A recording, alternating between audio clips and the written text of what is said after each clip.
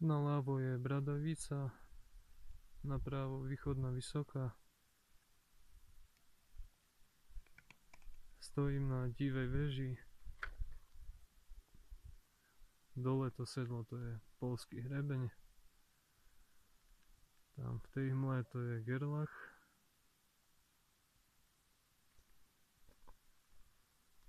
Dole je zamrznuté pleso.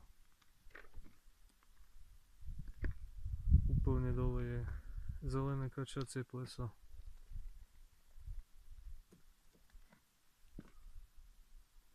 Bielovodská dolina. V diaľke Poľsko.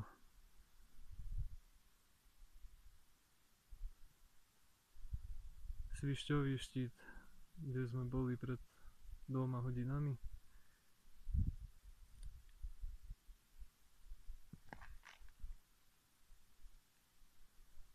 Ľadové štíty úplne vzadu, pred ním Javorové štíty.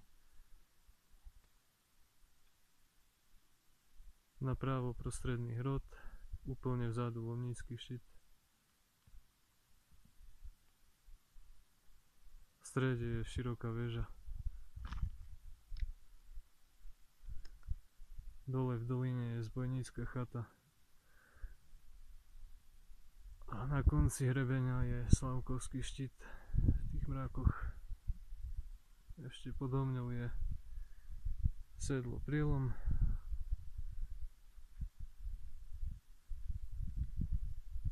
A to je všetko.